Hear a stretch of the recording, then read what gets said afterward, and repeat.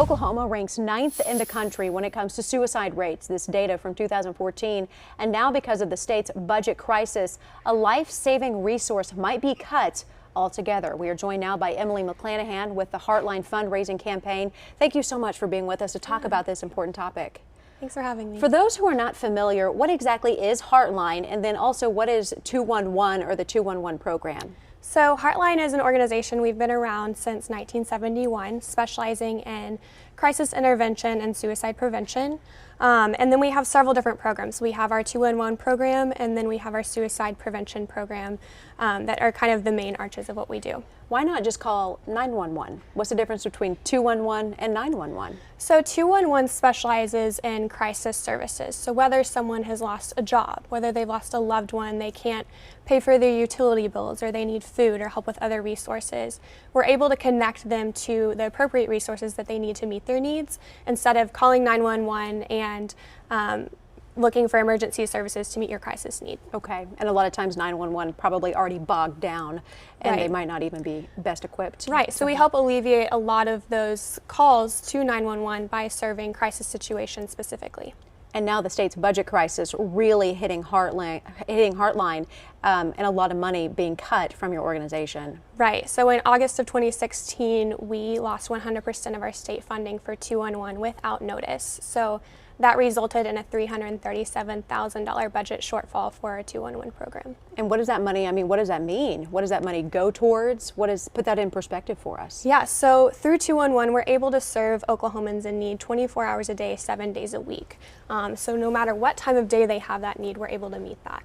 And what that means is that we might not be able to provide that 24-hour service for years to come. Now, thankfully, because of the United Way of Oklahoma and the Sarkees Foundation, we've been able to establish emergency funding, but we're looking to establish future funding for our 211 program. How many people are we talking about per day who call? And are people calling and saying, I'm thinking about ending my own life? Is that what we're really talking about here? That's one of the main things that we do Okay. help people with. There are a lot of people in suicidal risk that do call us, and that if we weren't available 24/7, people might just be in a hopeless state and not know what to do next. And Oklahoma, unfortunately, ranks in the top 10, towards the top 10 consistently when it comes to suicide. So when you talk about $350,000, $375,000 in funds cut, it can be detrimental to an organization. But you guys are doing kind of an end of the year push, fundraising for this organization and for 211 specifically. We are. So thanks to our leadership of outstanding philanthropic leaders, Jean Rainbolt and Charlotte Lankard, we've launched a matching campaign to raise $211,000 in celebration of our 211 program. And the neat thing about this campaign is because of our partnership with the Oklahoma City Community Foundation and the Kerr Foundation, every single dollar donated will be doubled up to $35,000. So they're matching The donation. They're matching every single donation up to $35,000. Wow.